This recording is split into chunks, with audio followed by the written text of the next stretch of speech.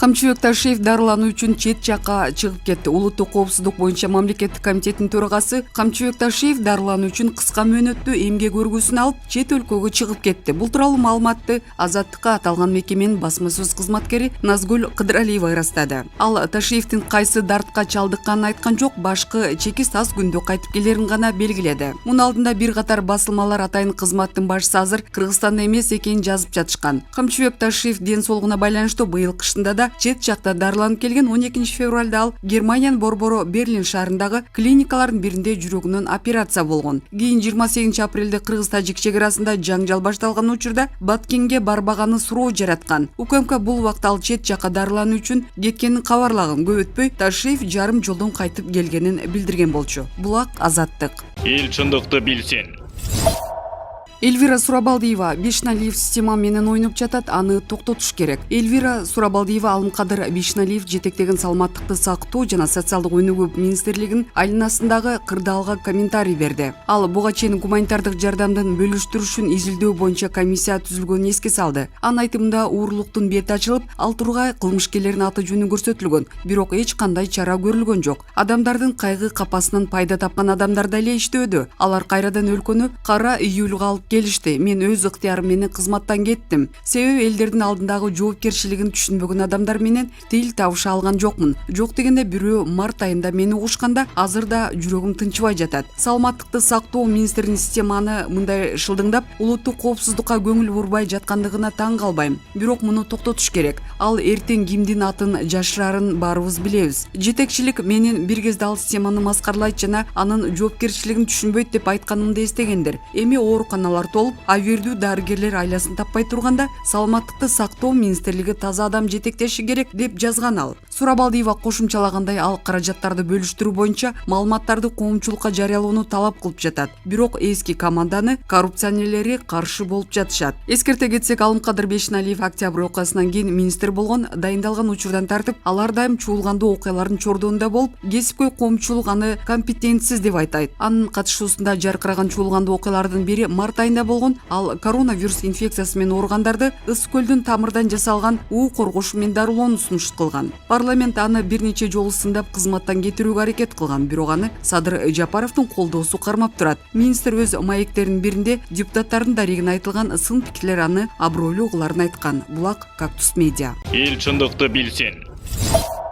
Назарбаев Путинден Кенесары хандын сөөгүн өткөрүп берүүнү сурады. Казакстан мурдагы президенти Нурсултан Назарбаев Орусиянын президенти Владимир Путин менен 30 июндагы жолугушуусунда Кенесары хандын сөөгүн калдыктарын кайтаруу маселесин талкуулады. Бул тууралуу Назарбаевдин маалымат катчысы Айдос Окибай билдирди. Анда мурдагы казак президенти Путинден казак элинин ыйык артефакты болгон Кенесары хандык сөөгүн калдыгын таап кайтарууну суранган. Эл башы акыркы хандын сөөгү өз мекенине коюлушу казактар үчүн абдан маанилүү экенин белгиледи. Владимир Путин Казакстан биринчи президентин суранычын аткаруу үчүн орус тарап бардык жардамды көрсөтөт деп ишендирди. Путиндин айтымында артефакт табылып, Казакстан элине кайтарылат, деди Окибай. Кенесары Касымов Казакстандын акыркы ханы болуп саналат. Ал 1847 жылы кыргыздарга кол салган учурда колго түшүп, башы алынган. Кийин кыргыз манабы Урмон хан анын башын Орусияга трофей катары жөнөткөн. Кенесарынын сөөгүнүн калдыгы кайсы жакта экени тууралуу так маалымат жок. Айрым маалыматтар боюнча Санкт-Петербургдагы Эрмитажда же Кунсткамерада сакталып турушу мүмкүн. 2016 жылы ошол кезде казак премьер-министри Карим Масимов орус премьери Дмитрий Медведев менен жүргүзгөн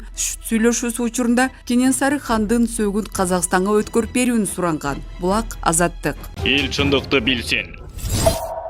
Чолпонбек Абыкеев мамлекеттик каатчылыкка дайындалган тууралуу үн катты. Бүгүн президент Садыр Жапаровдун жарлыгы менен мамлекеттик каатчылык кызматка дайындалган Чолпонбек Абыкеев кызматка дайындалышы тууралуу үн катты. Урматтуу элим, президенттин мага болгон ишеними менен мамлекеттик каатчылык кызматка дайындалдым. Түшүнөм, кызматтын жоопкерчилиги чоң, мезгил да жеңил эмес, бардык тарабынан кысымга учурап турган кезибиз. Бирок кыйынчылыктар убактылуу, келечегибиздин кең жана жаркын экенин бекем ишеним менен айта алам. Мамлекетибиз бүгүнкү кризистерди жеңип жайнап гүлдөп өнүгө баштаганына күбө болчу күндөр да алыс эмес. Бүгүнкү бардык тармактар боюнча башталган терең реформалардын жетишкени жакшы жыйынтыгын чогуу көрөбүз. Мен элимдин акылмандыгына ишенем деп көп жазып жана айтып жүрөм. Учурдагы убактылуу кыйынчылыктарга чыдап, президентибиз баштаган иштин келечегине ишенгиле. Бир болсок, баарын жеңебиз, бар бололу, бир бололу деп билдирүү калтырган Абыкеев. Булак медиа центр. Эл чындыкты билсин.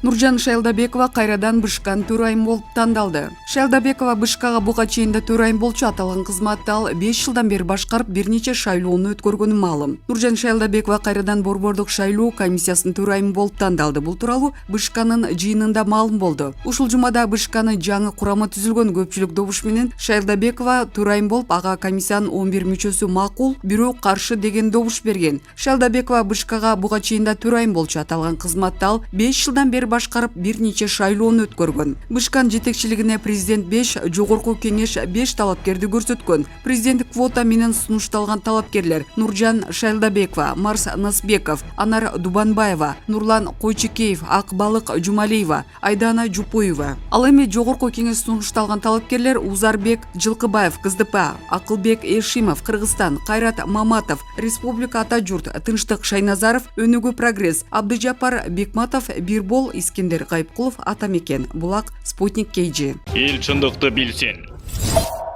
Тазабек Икрамов: парламентте өкмөттү кетире турган күч болгондо башкача иш кылмакпыз. Кыргызстан Евразия экономика биримдигине киргенден тарта көп келишимдер кагаз жүзүндө калып, биздин ишкерлерге чоң тоскоолдуктар жаралып атканын айттыңыз. Эмне себептен мындай болуп атат дейсиз? Бул маселелер министрлер кабинетинин иш алып бара албай атканынан улам келип чыгууда. Бардык мамлекеттер менен сүйлөшүлүп, ушул жерде келишимдерге ылайык иш жүрүшү керек да. Аны ишке ашыра турган өкмөт болушу зарыл. Ал эми биздин өкмөт эч нерсе кылбагандыктан ишкерлердин көйгөйү күн сайын көбөйүүдө. Азыркы мезгилде эле азык-түлүк ушунча кымбаттап атат. Кыш, күз мезгилинде мындан да каатчылык болушу мүмкүн. Бир эле бензинге карата бааны алсак, Кордай менен Кыргызстан ортосуна 20 сомго чейин айырмада сатылат. Буга кошумча дыйкандардын көйгөйү чегара маселелери чечилбей калууда. Демек, өкмөт өз ишин аткара албай жаткан экен да, буга байланыштуу алардын ишмердигине каршылык көрсөтөсүздөрбү? Бул маселелер жалпы жыйында каралат, бирок депутаттар өкмөткө маселе койгондо деле эч нерсе өзгөрбөйт да. Татыктуу кадрларды тандоо, аларды иштетүү биздин колубузда эмес. Ошол өкмөттү сынга алып чече турган адамдар караш керек эле. Биз болгону эл ичиндеги көйгөйдү жеткире алат экенбиз. Парламентте өкмөттү кетире турган күч болгондо башкача иш кылмакпыз. Эми Кумтөр маселесине байланыштуу депутаттардын суракка чакырылышы, айрымдардын камалышы тууралуу да пикириңизди уксак. Бул ишке кимдин канчалык тиешеси бар экен тергөө чечет. Бирок менин айта турганым, Конституцияда депутаттын кол тийбестиги каралган. Мен азыркы кездеги эл өкүлдөрү жөнүндө айтып жатам. Аларды камакка алганы мыйзамга туура келбейт. Анын үстүнө аларды күмөн саноо менен эле жаап атпайбы? Буга байланыштуу мен тиешелүү органдарга протоколдук тапшырма бергем. Бирок эмненин негизинде камакка алынганы тууралуу эч ким түшүндүрмө берген жок. Убагында мыйзамсыз камоолорго кабылган үчүн бүгүнкү бийлик элдин колдоосуна татыды. Ошондуктан баары мыйзам чегинде жүрсө туура болмок. Булак Азия News. Эл чындыкты билсин.